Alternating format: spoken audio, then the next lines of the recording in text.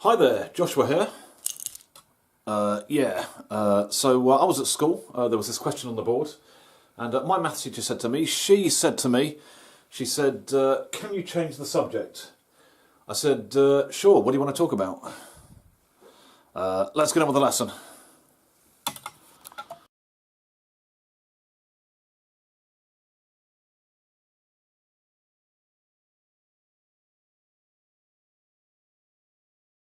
Right, so welcome to this lesson on formulas for sequences. Today I'm going to talk about two different sorts of formulas for generating sequences of numbers. Nth term formulas, which you may have heard of before, and also recursive formulas. This one might be new to you. This lesson is really to set up the next lesson. In the next lesson I'm going to be using recursive formulas to solve equations. That process is called iteration. So the goal of this lesson is really just to explain to you what recursive formulas are. But I'm also going to do a quick recap of nth term formulas as well. And actually let's start with a bit of nth term formulas, and then in the main part of the lesson I'll do recursive formulas. Right, so a sequence is just a list of numbers. Here's a simple sequence, 3, 6, 9, 12 and so on. The numbers in the sequence are called the terms of the sequence. So 3 is the first term, 6 is the second term, 9 is the third term, 12 is the fourth term, and so on. And just assume that the sequence is going to keep going up in threes like that. Now suppose I wanted to know the 100th term of the sequence. That would take a long time to get there. Is there a quick way of working out the 100th term? Well, the sequence is just going up in threes. It's really just the 3 times table. The first term is 3 times 1, the second term 6 is 3 times 2, third term 9 is 3 times 3, and so on. So the 100th term, if the pattern continues, is just going to be 300. It's just going to be 3 times 100. Now bringing a bit of algebra into it, suppose I wanted to know an expression for the term in position n, in other words an expression for the nth term, where n could be any number, could be any position number. So what's an expression for the nth term, the term in position n? Well, we just did the 100th term. The 100th term was 3 times 100. The fourth term would be 3 times 4. So the nth term would just be 3 times whatever n is, which in algebra we usually write as just 3n. So an expression for the nth term is just 3n. And all that's saying is to work out the term in position n, you just do 3 times n, 3 times the position number. So for example, if you wanted to work out the 50th term of this sequence, you just do 3 times 50. So that's an nth term formula for this sequence. Here's another sequence, 1, 4, it's quite a well-known sequence. See if you can work out what sequence this is. 1, 4, 9, 16, 25. 1 is the first term, 2, 4 is the second term, the third term, fourth term and fifth terms there. So what sequence is this? What are these special numbers? Well, these are the square numbers. The first term is 1 squared, 1 times 1. 4 is 2 squared, 2 times 2. 9 is 3 squared, 3 times 3. 16 is 4 squared, and so on. So bringing a bit of algebra into it, what would be an expression for the term in position n, the nth term of this sequence? What's it going to be? Well, the fourth term is 4 squared, the fifth term would be 5 squared, so the nth term would just be n squared. Whatever n is, you just do the position of number squared, basically. So the nth term of the sequence of square numbers is just n squared. So the 50th term of the sequence, the 50th square number, would just be 50 squared, which I think is 2,500, I think. Right, so let's do one more sequence. So here's an nth term formula for another sequence. The nth term formula is 2n minus 1. This is also quite a well-known sequence. So what sequence of numbers is this? Well, we've got the formula there, so we can work out the first few terms. Remember, n just stands for the position of the term you're trying to work out. So to work out the first term, you just do 2 times 1, take away 1. So the first term is 2 times 1, let's write that down. First term is 2 times 1, take away 1. which is 1. For the second term, you just put 2 into the formula. You just do 2 times 2, take away 1, which is 3. Third term, just put 3 into the formula. 2 times 3, take away 1, which is 5. Let's do one more. Fourth term is 2 times 4, take away 1, which is 7. This sequence goes 1, 3, 5, 7. So it's the sequence of odd numbers. And if you want to know the, I don't know, the 30th term of the sequence, the 30th odd number, you just put 30 into the formula. So you just do 2 times 30, take away 1, which is 60, take away 1, which is 59. So 59 is the 30th odd number if you go far enough. Right, so that was a bit of a reminder about nth term formulas. Before I go on to recursive formulas, I just need to introduce some new notation for sequences. So let's talk about some new notation for sequences. So I'm going to use x1 to stand for the first term of a sequence, first term, x2 to stand for the second term, x3 to stand for the third term, and so on. So for example, the 10th term, I'm going to use the symbol x10 for that, for the 10th term. And what symbol do you think I'm going to use for the nth term? I'm just going to use xn for the nth term. So xn is going to be the symbol for the nth term in this new notation. So let's stick with nth term formulas for now, just so we can get used to this new notation.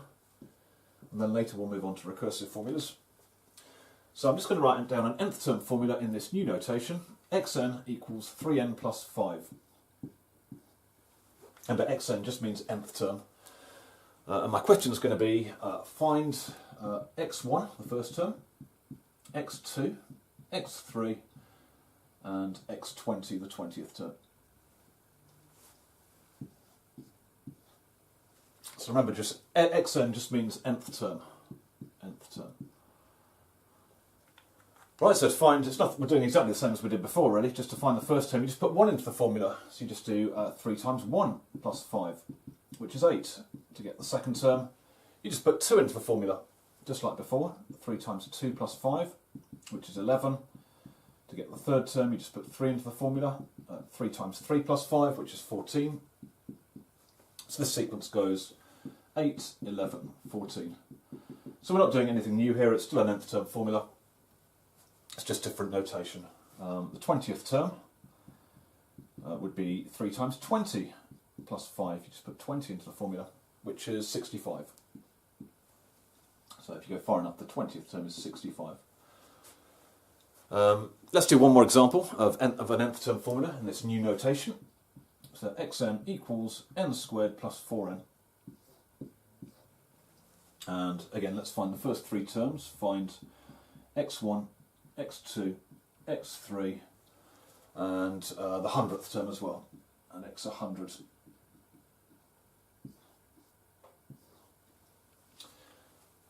So again, to find the first term, we're not doing anything new here, you just put 1 into the formula. So you just do 1 squared plus 4 times 1, which is 1 plus 4, which is 5. To get the second term, you just put 2 into the formula, 2 squared plus 4 times 2, which is 12. And to get the third term, you do 3 squared, just put 3 into the formula, 3 squared plus 4 times 3, which is 21. So this sequence goes 5, 12, 21, and so on. And to get the 100th term, x100, you just put 100 into the formula. So x100, 100th term is 100 squared plus 4 times 100. 100 squared is 10,000, and 4 times 100 is 400. So it's 10,400. So the 100th term is 10,400 if you go far enough. Right, so now I've talked about this new notation. Now we're ready to do recursive formulas. Right, so I think we're ready to talk about recursive formulas now, at last.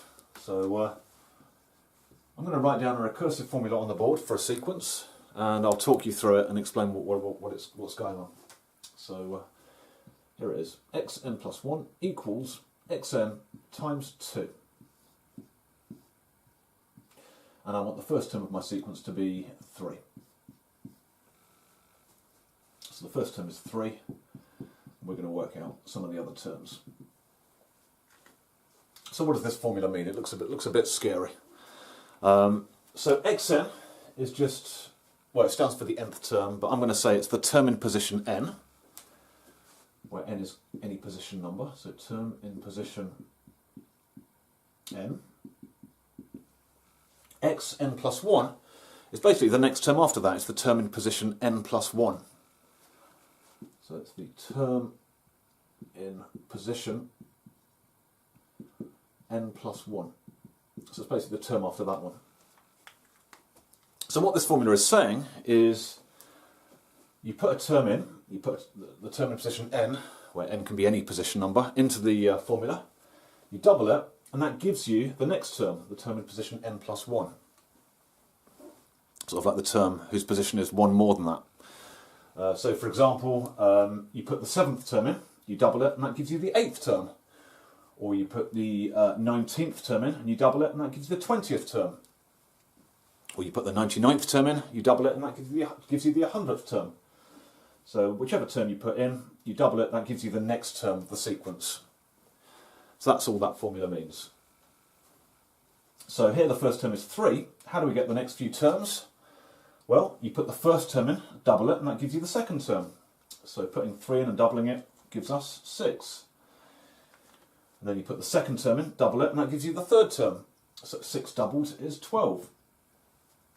And then you put the third term in, double it, and that gives you the fourth term, which is 24. And you put 24 in, double it, and that gives you the next term, which is 48, and so on. So this sequence is just doubling each time.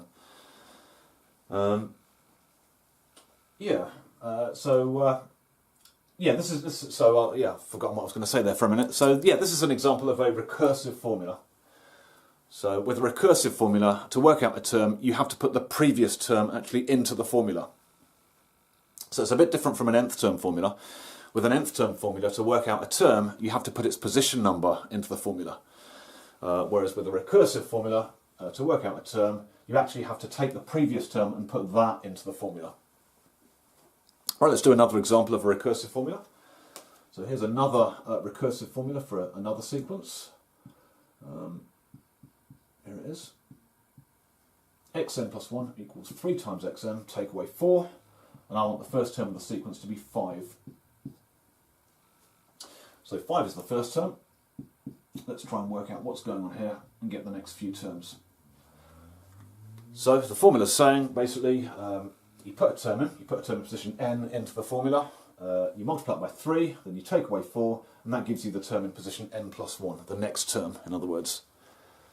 So you put the first term in to get the second term. So 3 times 5 take away 4 is 11. And then you put the second term in to get the third term. So 3 times 11 take away 4 is 29. Then things get a bit tricky, get a bit big. You put the third term in, and then you triple it, take away 4 to get the fourth term. So 3 times 29 take away 4 is 83, I think. And then you put 83 in to get the next term. So 3 times 83, take away 4, I think it's 245. And I'm going to stop there because the numbers are just getting too big. You can actually generate these sequences on your calculator. If you've been given the recursive formula, this is how you do it. These are the buttons you press. You start by pressing, the first term is 5, so you press 5 equals, and then 5 will be stored into the calculator as the most recent answer. And then what you do is you press 3 times answer, just looking at that formula, 3 times answer, take away 4. And then you just keep pressing equals, and you'll get, if you keep pressing equals, you'll just get more and more terms of the sequence. So the first time you press equals, it will put 5 into this formula, and it will give you the answer 11.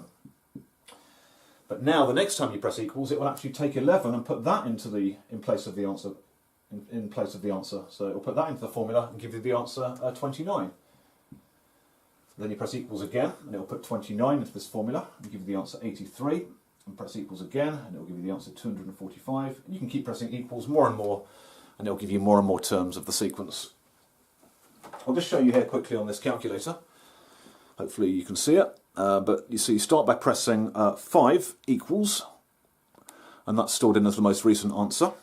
And then using the formula, you press 3 times answer, take away 4, and then you can just keep pressing equals. So you get 11, 29, 83, 245, and the numbers get big very, very quickly, like that. So that's quite a nice way of doing it on the calculator if you've been given the recursive formula. Right, let's do another example of a sequence generated from a recursive formula. This one's a bit different. Xn plus 1 equals xn plus 6 divided by 2. That's my formula. And I want the first term to be 10. So the first term is 10. Let's try and work out some of the terms of this sequence and see what's going on here. The sequence is a bit different to the last one. So you put the first term into the formula to get the second term. So you do 10 plus 6, 16, divided by 2 is 8. And then you put the second term into the formula to get the third term. So you do 8 plus 6 divided by 2 is 7. Then you put 7 in. 7 plus 6 divided by 2 is 6.5. And then you put 6.5 in. 6.5 plus 6 divided by 2 is 6.25. 6 1/4. And I think I'll stop there because it's getting a bit difficult. Now if you do this on your calculator, well actually how would you do this on your calculator? Well, you'd actually press, the first term's 10, so instead of 5 equals, you'd press 10 equals at the start. So 10 is stored as the most recent answer. And then the formula is a bit different. So you press that basically. Instead of xn, you'd use the answer button. So you'd do previous answer at plus 6 divided by 2. So that's assuming you've got a fraction button on your calculator and you can enter it like that. If you don't have a fraction button, you'd have to enter it like this. You'd have to do previous answer plus 6 in brackets divided by 2. Remember, you want the calculator to do the addition first, so you need brackets if you can't store it, if you can't enter it in like that. But either way, you keep pressing equals and you'll get more and more terms of the sequence. So pressing equals for the first time will give you the answer 8, then 7, then 6.5, then 6.25. And if you keep pressing equals more and more, you'll notice that the terms never go below 6. They seem to be getting closer and closer and closer to 6.